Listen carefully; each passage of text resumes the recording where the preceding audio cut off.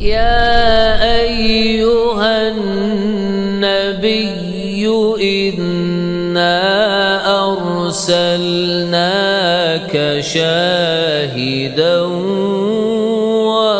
ومبشرا ونذيرا وداعيا إلى الله بإذنه وسراجا منيرا وبشر المؤمنين بأن لهم من الله فضلا كبيرا.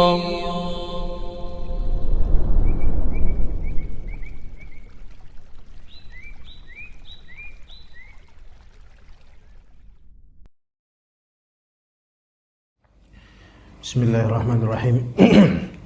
Assalamualaikum warahmatullahi wabarakatuh.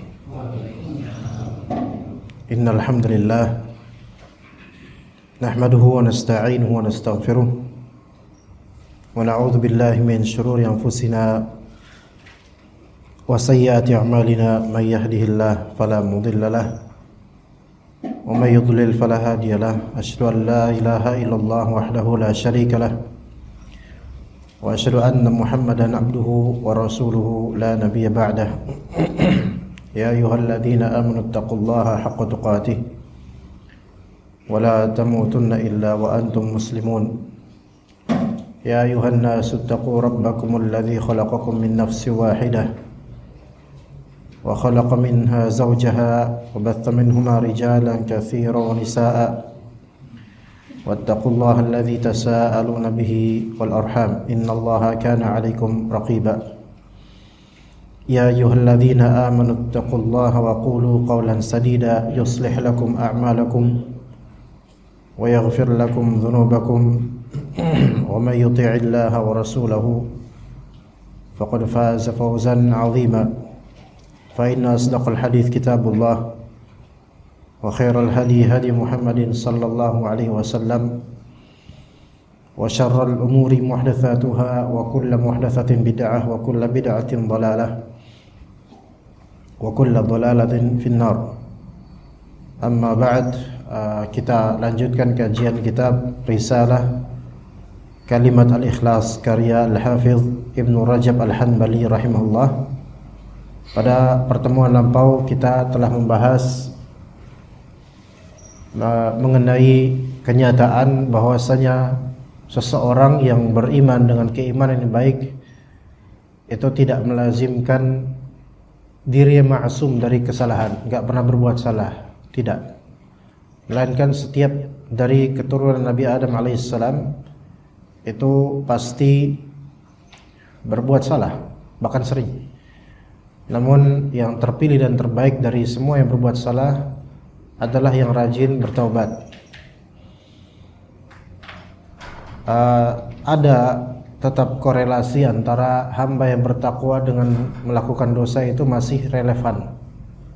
Karena hamba yang bertakwa ini tetaplah manusia yang secara zat Allah Ta'ala ciptakan suka berbuat salah. Nah, kemudian masalah tentang taubat ini maka kata para ulama, at-taubatu min a'la maqamatid din. Taubat itu termasuk status yang tertinggi dari segi keagamaan. Maka orang yang bertaubat itu dia meninggikan statusnya di hadapan Allah Azza wa Jalla dengan kembali kepada Allah dan merendah di hadapan Allah.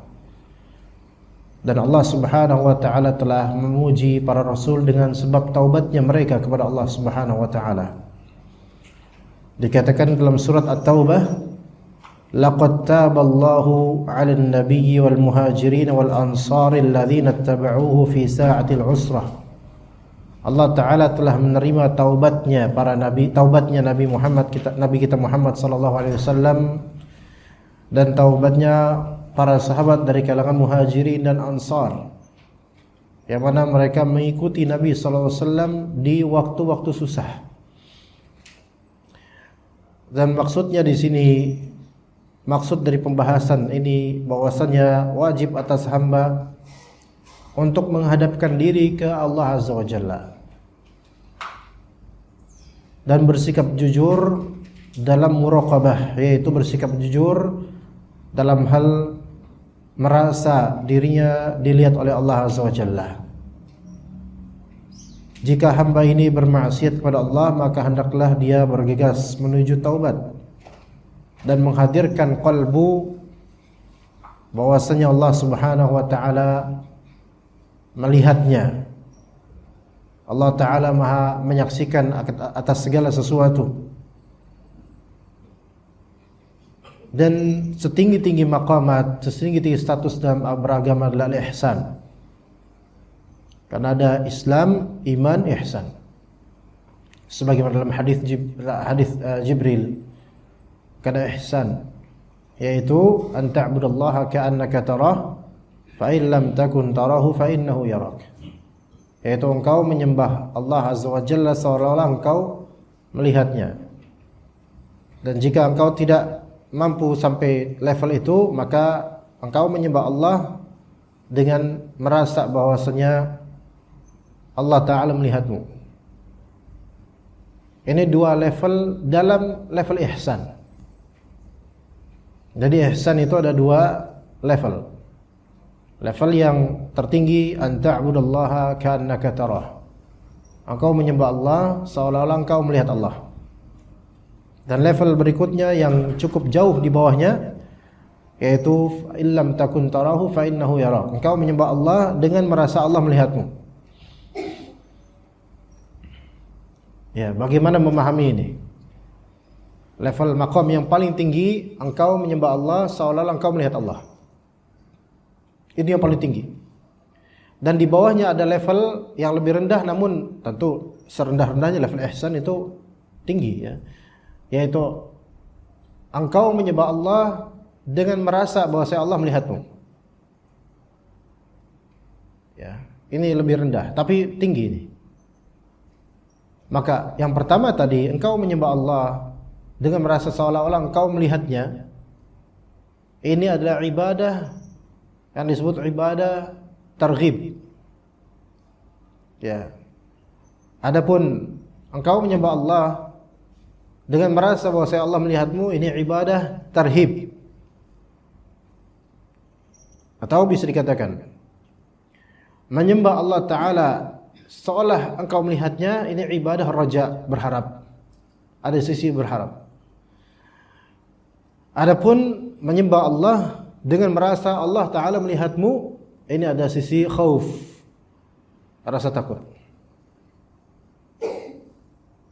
Nah, bagaimana memahami lebih dalam sehingga kita faham akan dua perbedaan ini? Mungkin masih belum begitu detail pokoknya. Sekarang coba kita kiaskan di keseharian kita mungkin, ya. Kita kiaskan di keseharian kita.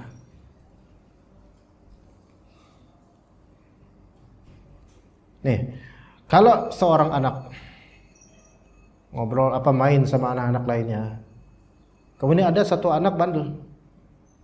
Pas lagi bandelnya, temannya bilang, "Gua laporin ke emak lu nanti." Gitu. Dia takut nggak? Takut. Nah, baik. Oke, tapi bagus ya, dia akhirnya berhenti dari itu. Karena khawatir maknya bakal tahu gitu kan. Oke. Itu satu. Tapi beda dengan orang, misalnya anak seorang anak. Ketika dia lagi ikut lomba, dia melihat ada emak bapaknya. Lalu dia pun semakin gigih dalam berlomba supaya emak bapaknya itu memuji dia karena melihat dia dan dia melihat bapaknya. Artinya, wah, saya ini harus gigih lomba nih. Karena saya yakin ibu dan bapak melihat saya dan saya melihatnya pasti senang gitu loh. Kalau misal saya gigih dan kalaupun saya menang, pasti ibu bapak bakal ngasih saya hadiah lebih. Ini apa, ada sisi harapan enggak? Harap. Ketika kita beramal hanya berdasarkan karena takut aja, maka kita selamat. Ya enggak? Kita beramal hanya karena takut doang, Jadi kita beramal nih. Selamat gak? Selamat. Tapi ada yang lebih tinggi lagi levelnya. Bukan hanya takut. Kita beramal bukan hanya karena takut pada Allah, melainkan juga ada sisi kita berharap supaya dengan amal ini Allah ridha sama kita. Beda Pak. Yang ini levelnya lebih tinggi jauh. Gimana? Bisa dipahami gak? Coba refleksikan itu di salat kita. Kalau kita salat berjamaah maghrib karena ya kalau saya nggak berjamaah nanti Allah murka sama saya. Udah gitu doang.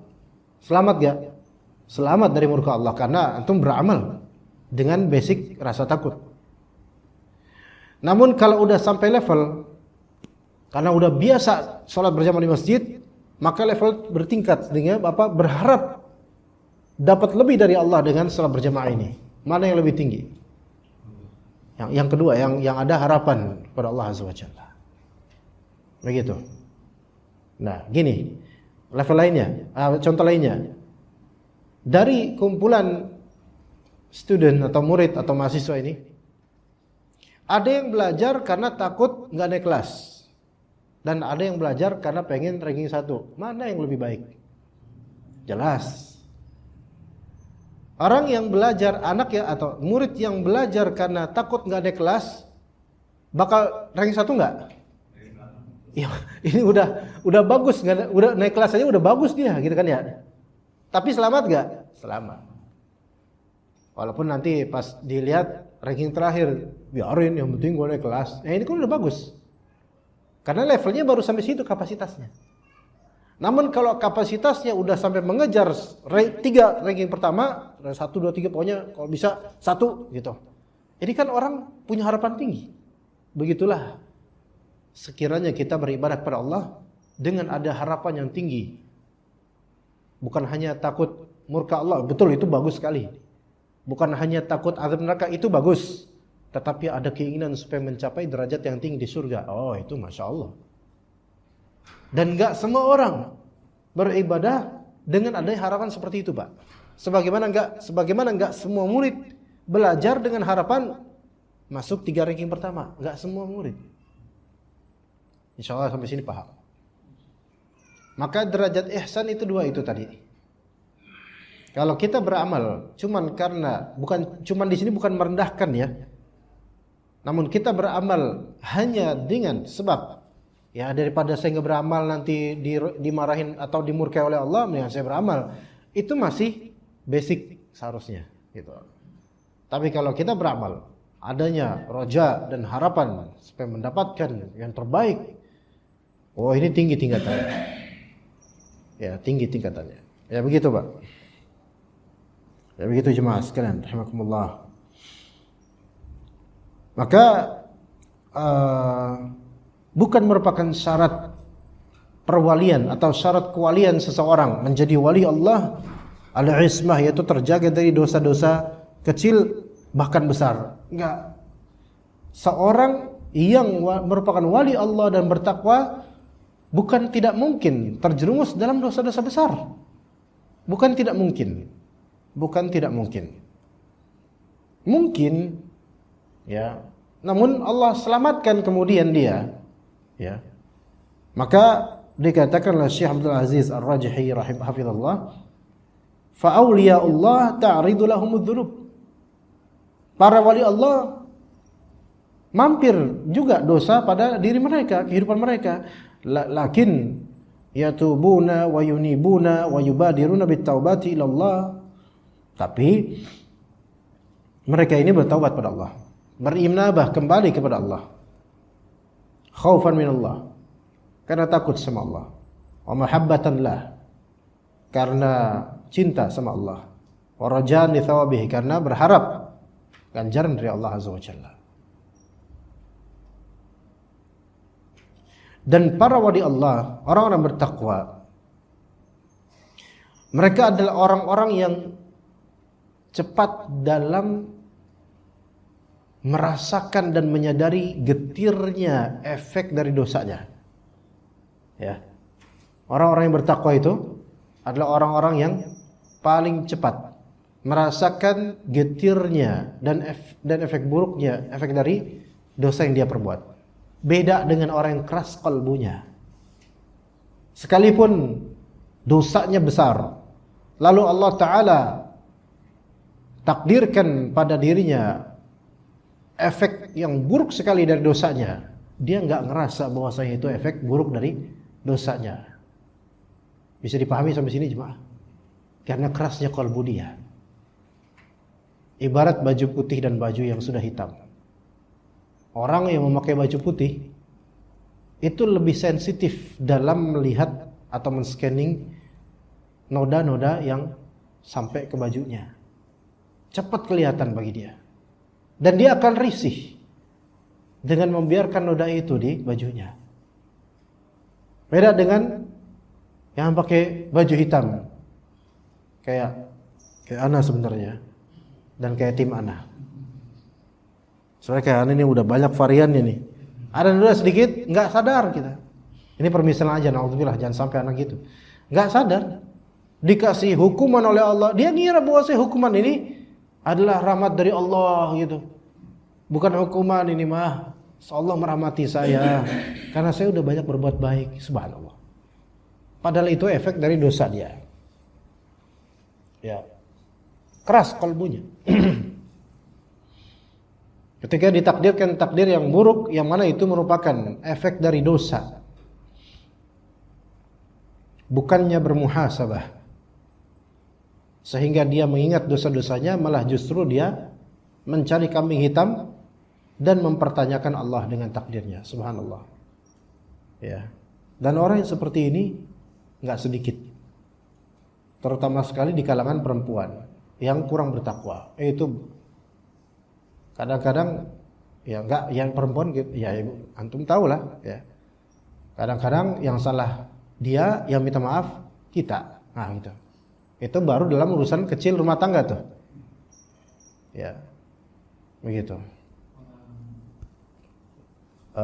Bapak lebih berpengalaman. Iya, iyalah. Ya. Nah,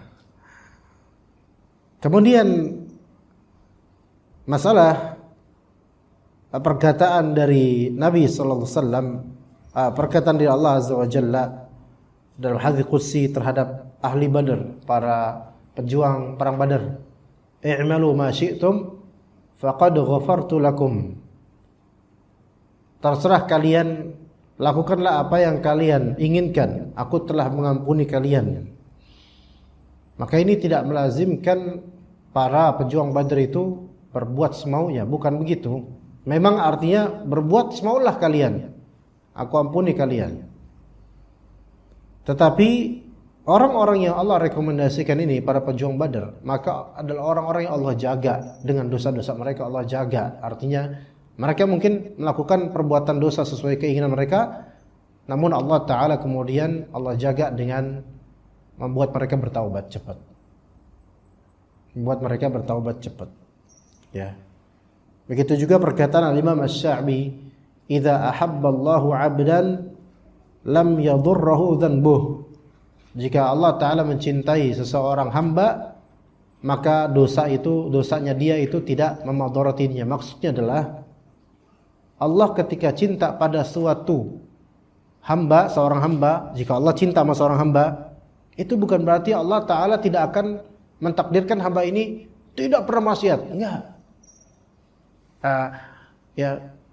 Fahami ulangi baik-baik. Jika Allah Subhanahu wa Ta'ala mencintai antum, misal, itu bukan berarti antum enggak bakal pernah maksiat. Gimana? Paham enggak sampai sini coba? Jika Allah Ta'ala mencintai, misal benar Allah Ta'ala cinta sama antum, khusus antum itu wali Allah Azza wa Jalla, misal, bukan berarti antum gak bakal pernah maksiat dalam takdir hidup antum setelah itu. Antum bakal jatuh, tetap ada maksiat yang dilakukan karena manusia. Jadi bukan berarti ketika Allah mencintai antum terus antum menjadi semanzilah malaikat dari segi kemaksuman dan keterjagaan dari dosa. Enggak. Maka seorang ulama besar pun, setakwa apapun dia, ya ada aja maksiatnya gitu. Hanya saja kalau Allah mencintai seorang hamba, maka Allah Ta'ala akan menjadikan setelah maksiat orang yang Allah cintai ini berupa Allah ilhamkan taubat segera. Maksiat di sini maksudnya pelanggaran, kesalahan, apapun itu. Entah dosa kecil, dosa besar. Kalau para nabi mereka nggak bakal melakukan dosa besar. Ya, kalaupun teranggap besar bagi sebagian orang itu tidak sengaja seorang nabi ini melakukan. Kayak misalnya Nabi Musa alaihissalam membela seorang dari kaumnya, kemudian dia nonjok sekali, mati orang yang ditonjok, itu kan nggak sengaja. Nabi Musa nggak bermaksud membunuh, tapi mati gitu loh. Dianggap oleh orang-orang ini dosa besar, padahal ini nggak sengaja gitu loh. Ya. Nah, ingat Nabi SAW ada kesalahan yang sebenarnya manusiawi, yaitu ketika sedang melobi keagamaan terhadap beberapa pemuka Quraisy supaya mereka masuk Islam, dengan tujuan kok mereka masuk Islam pengikutnya banyak ini. Ini kunci nih orang-orang ini gitu kan. Namun Abdullah bin Umi Maktum yang dalam kondisi buta mendengar ada suara Nabi Muhammad nih. Akhirnya didatengin asal suara itu. Nabi Muhammad lagi ngobrol, lagi ngomong, lagi ceramah, lagi diskusi, lagi ngelobi dan dakwah lah. Kemudian tiba-tiba Abdullah bin Umi Maktum karena nggak taunya beliau, karena beliau buta, nggak tahu konteks, maka langsung aja nanya sesuatu. Ya. Nabi Muhammad SAW abasa wa tawalla, berpaling dan bermuka masam, berpaling. Ya, karena apa? Ya namanya orang lagi dakwah, lagi ngomong serius, tiba-tiba dipotong gitu kan. Ya, yang motong itu ya nggak digubris gitu kan. Padahal yang motong ini orang bertakwa, muslim, yang diajak ngobrol orang kafir, musyrik. Ini kesalahan yang sebenarnya kalau kita sangat memakluminya, kita lebih parah dari itu biasanya. Malah kita apaan sih tahu orang ini. Nabi Muhammad nggak ngomong kayak gitu, hanya bermuka masam aja itu. Pak ya. Coba kalau misalnya antum lagi ngobrol sama Pak RT, misal lagi serius-seriusnya, tiba-tiba ada tukang apa gitu, tukang yang biasa keliling-keliling, pakai klakson, pakai apa, ding ding ding ding, berisik gitu kan. Mungkin antum, hoi berisik tuh, gitu. Padahal dia nggak tahu. Ya, itu kita. Nabi Muhammad hanya apa? Abasa wa tawalla, hanya bermuka masam dan berpaling. Bagi Allah Ta'ala ini salah dalam berdakwah gitu kan. Maka Allah Ta'ala itu kan salah ya, salah. Tapi Allah mencintai Nabi Muhammad gak? Oh pastinya, ini kekasih Allah. Ya. Maka Allah Ta'ala takdirkan terjadi kesalahan ini, karena ini takdir Allah juga. Karena Allah mencintai Nabi Muhammad SAW, langsung turun ayat untuk menasihati Nabi Muhammad SAW. Gitu. Langsung turun ayat. Apakah turun ayat ini sebagai hukuman? Bukan. Atau turunnya ayat ini sebagai nasihat? Nasihat bagi Rasulullah SAW. Gitu.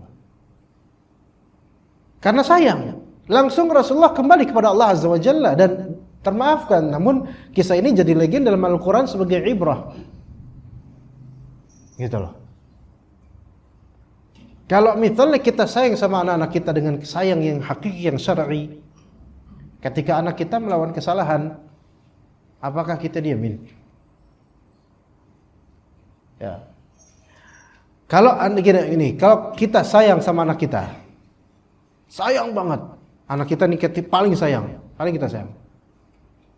Apakah anak tersebut akan berbuat salah? Pasti berbuat, namanya anak pasti pernah salah. Namun ketika salah, apakah kita yang sayang sama dia, kita diemin? Biarin. Lah kalau diemin nggak sayang dong. Gitu. Kalaupun disebut sayang yang salah cara sayangnya. Terutama sekali kadang-kadang kalau kita ngumpul keluarga arisan atau apa tuh, kadang-kadang anak kita bertingkah, ya pintu digedor-gedor gitu kan. Air dicampur-campurin atau apalah pokoknya ada aja tingkahnya. Caper dan semisalnya. Tapi kan masalahnya ini bukan capernya sama kita doang, capernya sama orang-orang banyak, keluarga besar. Dan kadang merugikan gitu loh. Terganggu banyak orang. Atau di antara caper mungkin juga anak saudara kita ditimpuk sama anak kita misalnya.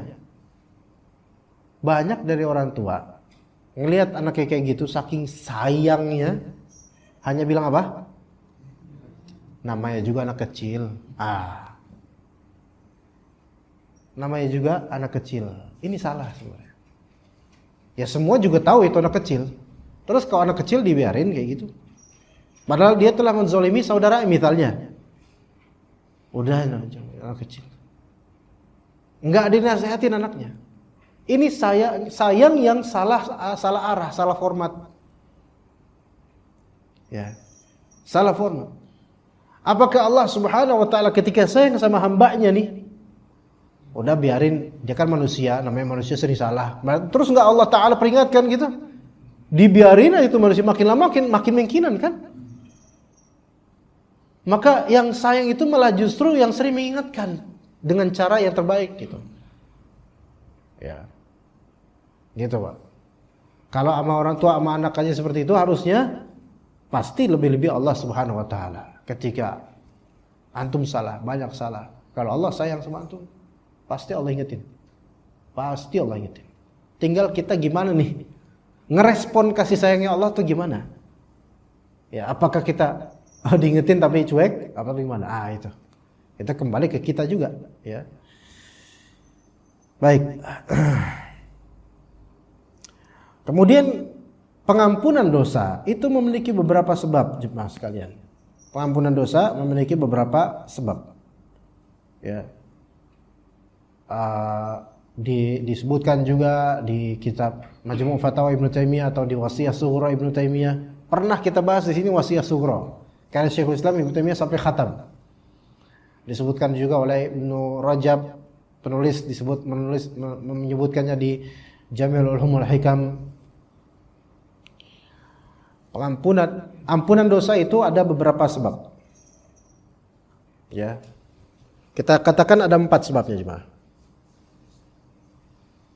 Taubat, 2 istighfar, 3 amalan saleh, 4 musibah. Pengampunan dosa itu ada 4 sebab. Yang paling tinggi taubat, jelas. Karena itu dari dirinya sendiri langsung dengan izin Allah. Taubat itu yang paling besar. Karena taubat ini menghancurkan dosa besar dan dosa kecil secara mutlak.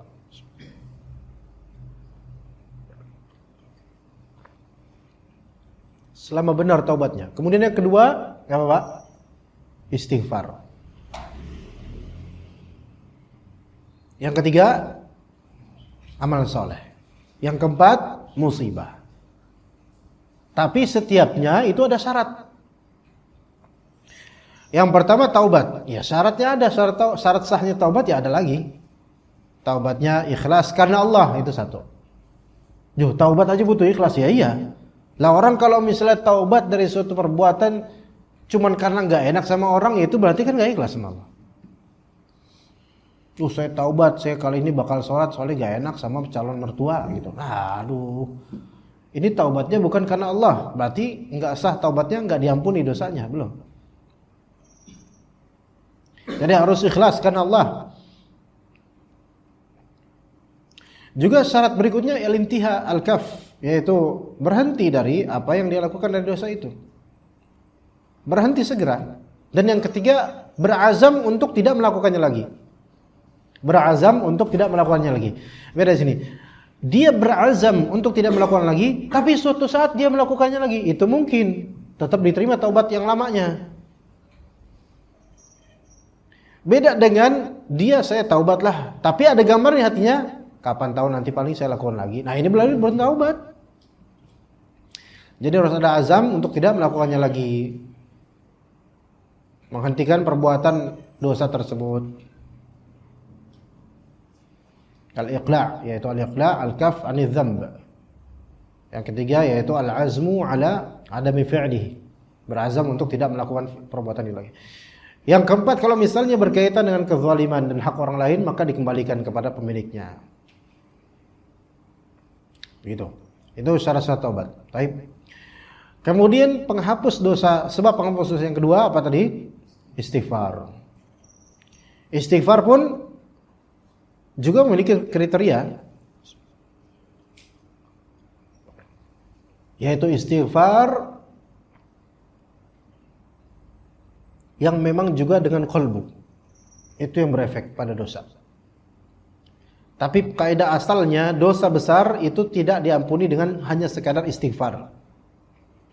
Tapi diampuni dengan apa? Taubat. Itu dosa besar.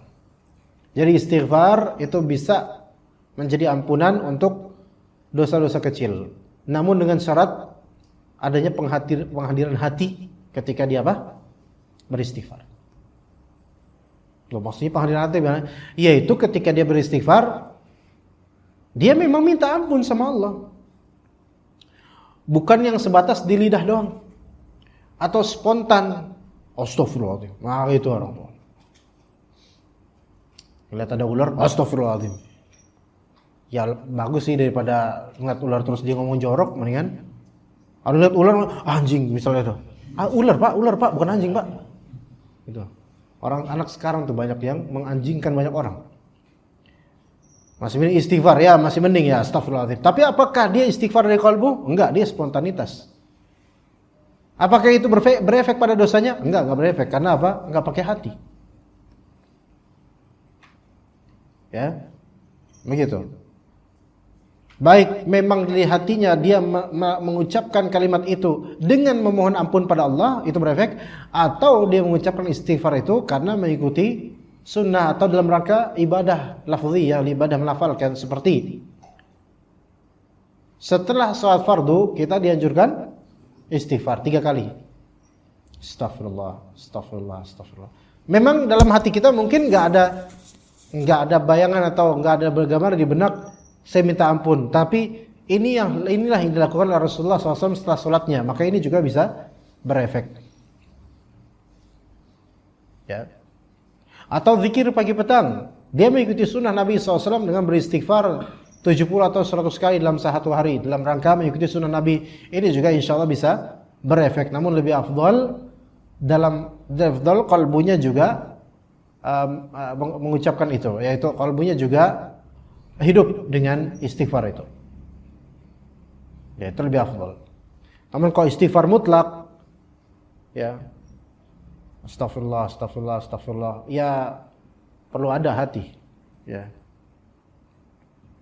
Dan nggak perlu pakai nasyid. Astaghfirullah Rabbal baraya. Ini banyak. Ya. Di hatinya belum. Ya, kalau nyanyi kadang kalau dengan sengaja nyanyi gitu, kadang kalbunya malah sibuk dengan hal-hal lain. Karena mungkin nggak sesuai dengan sunnah Nabi SAW. Jadi hati-hati. Ya. Dan kadang-kadang nasider kalau antum lihat di video klip mereka, itu kayak alim banget. Allah gitu. Terus pas gini dijepret, difoto, masuk baliho. Ya. Istighosa kubro. Kelihatannya khusyuk. Padahal nyanyi. Sejak kapan para sahabat nyanyi dari khusyuk? Gak ada. Ya. Gak perlu sampai nyanyi. Istighfar mah istighfar aja. Taubat mah taubat aja. Gak usah deklarasi di mulut nyanyian. Aku bertaubat padamu. Gak usah. Gak usah. Itu gak ada syariatnya seperti itu. Taubat kepada Allah. Istighfar. Istighfar dengan cara yang sesuai dengan syariat Allah Azza wa Jalla. Gak perlu dinyanyi-nyanyi seperti itu. Apalagi pakai instrumen-instrumen. Ada rebana, gendangnya, kemudian drumnya, kemudian ente mau ngapain istighfar kok malah nyulut dosa. Ini lebih dosa daripada antum gak istighfar. Malah makin mungkinan antum. Bapak-bapak kan ini kan nada dan dakwah. Gitu. Ya. Nada dan dakwah gitu. Nah, dakwah nggak usah pakai nada, main-main itu. Ya, udah natural aja, bismillah, istighfar. Nah, jadi istighfar yang bermanfaat, yang berefek pada dosa, ada istighfar yang ampunya sahibnya itu dalam rangka mengikuti sunnah Nabi atau menghadirkan hati. Ya. Adapun istighfar bukan dalam rangka mengikuti sunnah Nabi atau bukan dalam tidak ada penghadiran kalbu, maka ini istighfaran aja. Sampai Imam Nawawi berkata, barang siapa yang beristighfar dan dia tidak bertaubat pada Allah, maka dia termasuk munafik. Barang siapa beristighfar padahal kalbunya kalimat serupa dengan ini ya, Anda tidak ingat detailnya. Barang siapa beristighfar tanpa ada keinginan di kalbu untuk minta ampun pada Allah, maka dia munafik. Sampai bilang kayak gitu Imam Nawawi. Ya. Maka hati-hati, istighfar. Tapi tidak termasuk yang ancaman ini yang istighfar karena spontan, ya. Ya, dengar kabar buruk bisa astagfirullahaladzim. Itu spontan, nggak masalah. Ya, spontan nggak masalah. Bukan munafik yang seperti itu, nggak apa-apa. Daripada yang ngomong jorok ya, mendingan istighfar. Yang ketiga apa Pak? Amalan saleh. Baik amalan saleh yang memang secara zat mukaffirat dzunub, merupakan penggugur dosa, atau amalan saleh secara umum. Amal soleh secara umum itu bisa menggugurkan dosa. Amal soleh, jadi dua amal soleh. Amal soleh yang umum, yang disebut hasanat, atau amal soleh khusus yang memang dia ada fadilah, ada keutamaan menggugurkan dosa. Amal soleh yang umum, yang kata Nabi SAW, wa atbi'is sayyi'atal hasanata tamhuha. Maka turutkanlah setelah berbuat buruk, berbuatlah amal soleh secara umum apapun itu. Walaupun dan amal soleh itu akan menghapus dosa kecil tersebut. Walaupun sebagian ulama mengatakan amal soleh yang maksud di sini dalam hadis ini adalah yaitu istighfar dan taubat. Tapi ulama umumnya mengatakan bahwa ini umum semua amal soleh apapun itu. Masuk ke dalamnya sedekah, menyantuni, berbakti pada orang tua, atau apapun itu, mencari ilmu dan seterusnya, salat dan seterusnya, itu apapun itu umum. Karena hadisnya umum, wa atbi'is sayyi'atal hasanata tamhuha. Dan turutkanlah setelah berbuat dosa, berbuat buruk dengan berbuat baik secara syariat. Maka amalan soleh secara umum itu bisa aja menggugurkan dosa, namun kembali ke kaidah yaitu dosa kecil pada umumnya. Ya. Jadi amal soleh bisa menjadi kafarat dosa, yaitu bisa menebus dosa. Kalau antum habis misalnya misal saja kan kita dilarang membunuh semut. Antum iseng pitesin semut satu-satu, dipitesin, iseng aja. Antum melakukan hal yang dilarang oleh Nabi SAW. Astagfirullahaladzim. Ini udah astagfirullah amal soleh. Tapi antum pengen lebih beramal soleh. Yaitu apa? Antum sedekah, infak di masjid, gitu, 50.000 misalnya. Dan insya Allah itu kan membunuh semut termasuk dosa kecil. Maka amal soleh tadi insya Allah bisa meleburkan dan menebus dosa kecil tersebut. Ya, umumnya gitu. Tapi kalau sampai dosa zina, misal, ini besar. Ya, dosa zina besar. Setelah zina antum infak 50.000. Udah gitu infaknya kepada pelacur yang dizinahi pula. Subhanallah, antum ini namanya malah mensupport, antum mempromosikan namanya. Ya. Tetapi apa? Ini nggak bisa. Hatta antum sedekah ke fakir miskin, maka dosa besar zina ini pada asalnya tidak akan terhapuskan kecuali dengan taubat. Kecuali dengan taubat. Semoga Allah Ta'ala jaga kita semua dari yang seperti ini. Kecuali dengan taubat. Taubat kepada Allah dengan jujur. Ya.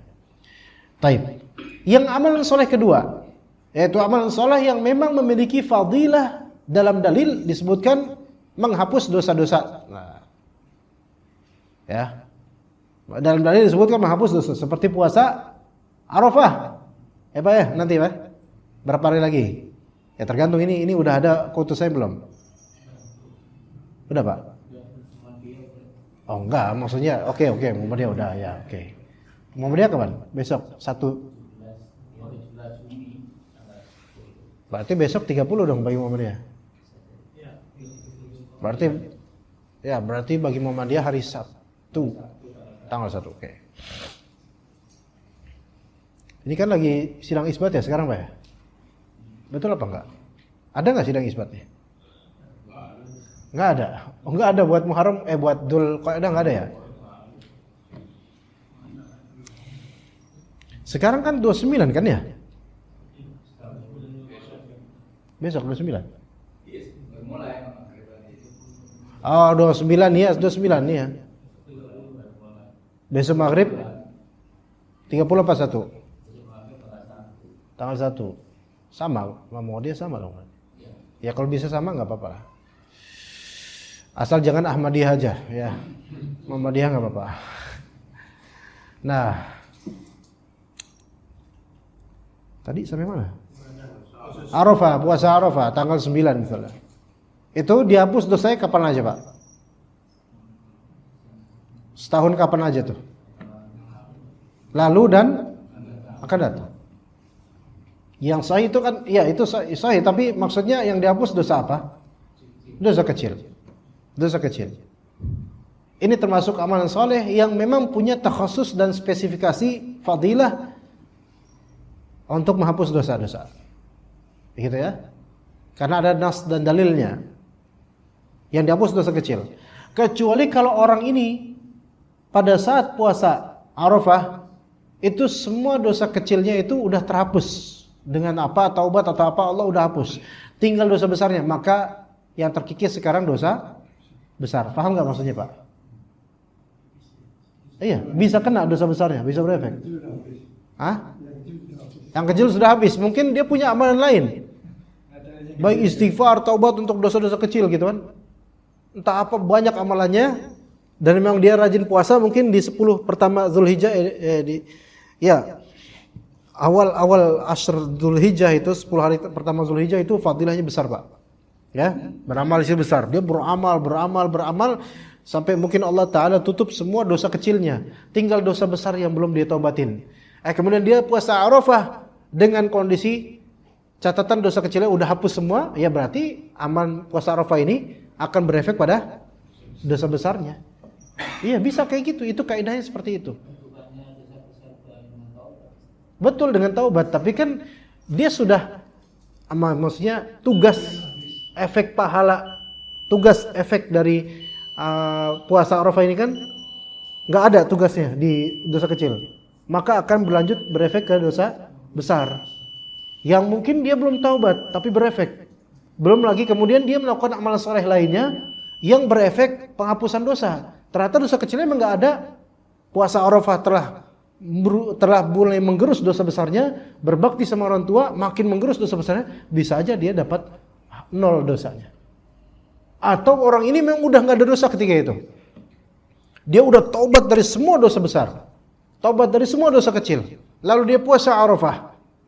Lah kan sekarang puasa Arafah kan memang di antara fadilah tugasnya apa? Menggugurkan dosa. Lalu dosa udah nggak ada lagi.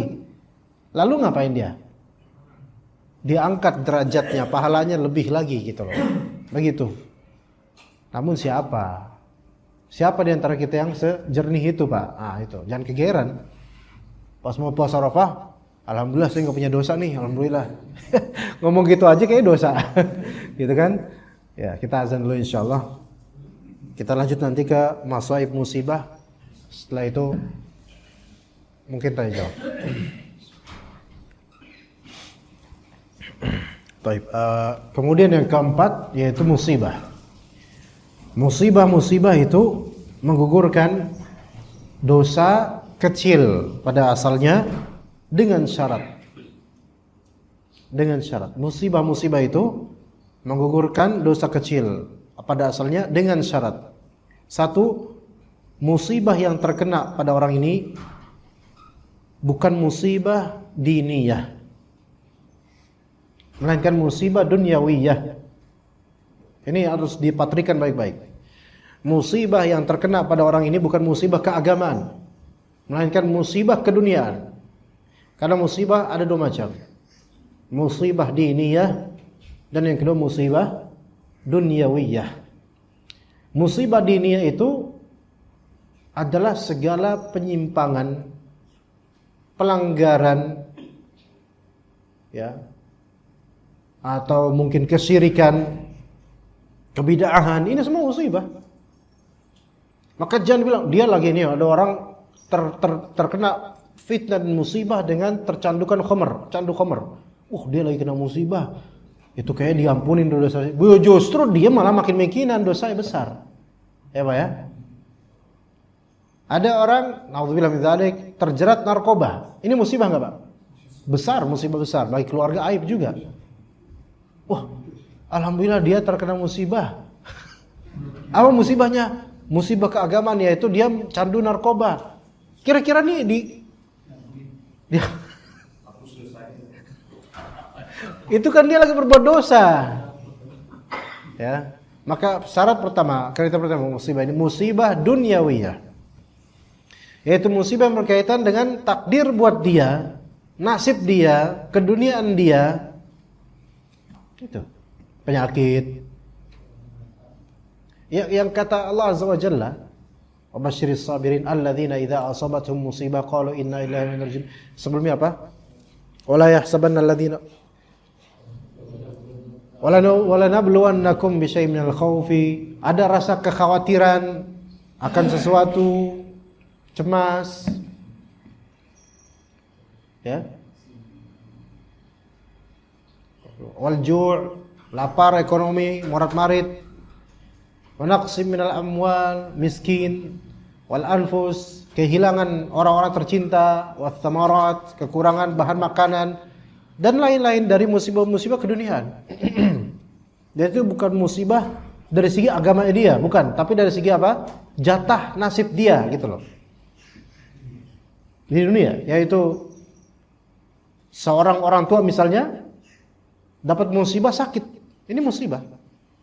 Maka ini musibah keduniaan. Kalau udah mati nggak dapat musibah Pak. Ya itu juga musibah keduniaan karena kurang bagian dari keluarganya. Jadi maksudnya musibah duniawi ini adalah berkurangnya bagian dari dunia dan itu berpengaruh pada hidupnya sebenarnya gitu loh. Adapun berkurangnya bagian dari dunia yang tidak berpengaruh pada hidupnya, misal tadi gue naruh 500 di meja, kok sekarang nggak ada 500 perak. Hilang sekarang, wah musibah banget nih. Ini bukan musibah, itu pelit namanya. Nah, oke, itu musibah. Nah, jadi syarat pertama musibah yang bisa menggugurkan dosa yaitu musibah keduniaan. Adapun musibah keagamaan malah justru memperparah dosa. Itu yang pertama. Kedua, syarat kedua musibah yang menggugurkan dosa. Orang yang terkena musibah ini dia bersabar. Dia bersabar. Dan semakin dekat sama Allah. Atau minimal tetap dekat sama Allah, walaupun enggak semakin, tapi sabar dan tetap dekat sama Allah. Itu syaratnya.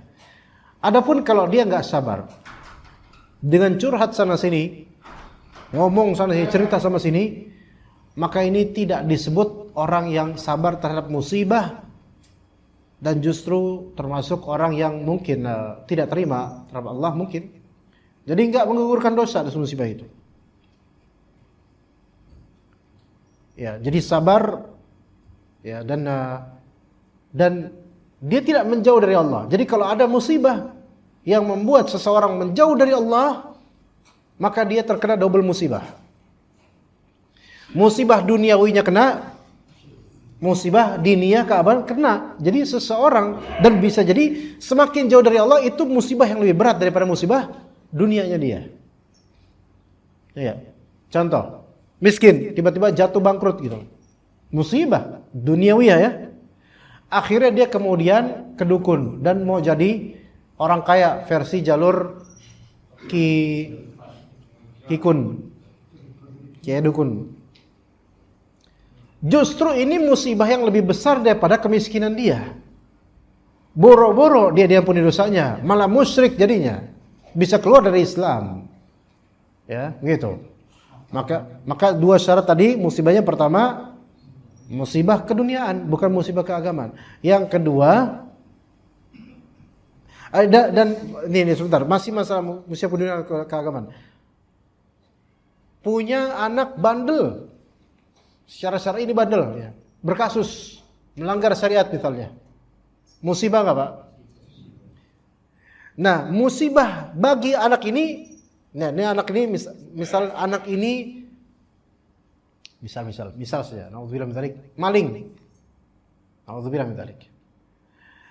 Dia kena musibah nggak dia sebagai maling? Musibahnya anak ini apa? Keagamaan, Pak, karena dia melanggar peraturan agama. Kita orang tua, misal saya nauzubillah min dzalik. Kita terpukul nggak dengar ini? Apa justru mensupport?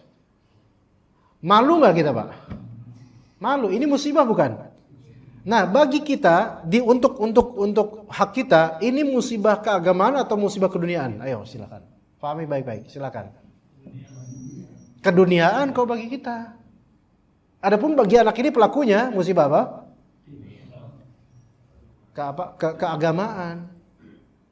Nah, sepasang suami istri. Ini di sepertiga malam terakhir. Istri jaga lilin, suami operasi. Pas lagi suami operasi, kegap sama warga, dikurung kemudian. Kena, nggak bisa balik. Misal saja. Dan wujudnya wujud babi bu. Nah, si istri terpukul, suami saya, suamiku, gitu kan. Si suami ini kena musibah nggak? Musibah semuanya udah. Bagaimana? Nah, kemudian istrinya menghadap Allah, ya Allah, saya telah diberi musibah. Lah ente kan yang jaga lilin supaya nggak mati. Lah si istrinya ini kena musibah nggak? Musibah apa? Diniyah jelas karena dia berkontribusi. Gitu. Nah, akhirnya mati itu bapaknya dipukulin warga. Karena dia pakai kostum babi kan. Pukulin warga karena selama ini bikin warga gempar gitu kan, kehilangan ini itu.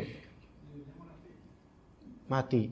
Istri bersabar, ujian dari Allah. Bukan ujian, Mbak. Ini emang hukuman buat anti. Punya suami kayak anti kan berkontribusi. Anaknya kemudian kan menjadi yatim, ya enggak? Musibah enggak buat anaknya? Tapi bagi hak anaknya ini musibah agama atau musibah dunia? Dunia. Anaknya enggak salah. Ibunya ya ibunya sampai berpikir kalau saya bisa balik lagi ke waktu masa itu, mendingan saya matiin Datuk lilin daripada dipukulin gitu kan. Kalau matiin ini kan gak balik-balik gitu suaminya. Gitu. Ya seperti itu. Itu contoh ya. Jadi musibah keduniaan. Jadi kalau di antara anggota keluarga kita misal ada yang berkasus, kita terpukul dengan itu, kita malu dengan itu bagi kita musibah keduniaan. Walaupun musibah menimpa dia musibah keagamaan. Dan kita wajib bersabar atau nasihati juga gitu. Seperti itu. Ya, seperti itu. Nah, kita yang hati kita jadi tersakiti atau terpukul dengan musibah keagamaan anak atau saudara. Itu kondisi seperti ini adalah salah satu kondisi yang bisa membuat kita apa? Dihapuskan dosanya selama kita sabar. Ya, orang dalam hadis, jangankan sampai musibah yang besar seperti ini. Ya, seorang mukmin dia capek, kepentok, sakit dalam hadis yang ada di Riyadhus Shalihin. Tidaklah ada yang menimpa seorang mukmin dari keletihan, kecapean, ketusuk duri atau apa dan seterusnya, melainkan ada dosa yang digugurkan oleh Allah Azza. Itu baru sedikit. Jadi kalau kita ketojos paku payung, sakit memang. Tapi itu ada dosa tapi dengan syarat apa? Sabar. Ini musibah duniawi, ya, sabar. Banyak yang enggak sabar. Udah langsung mulai binatangnya keluar. Siapa nih? Nantang saya ya. Enggak ada yang nantang, emang situnya aja yang baru lewat situ. Ya.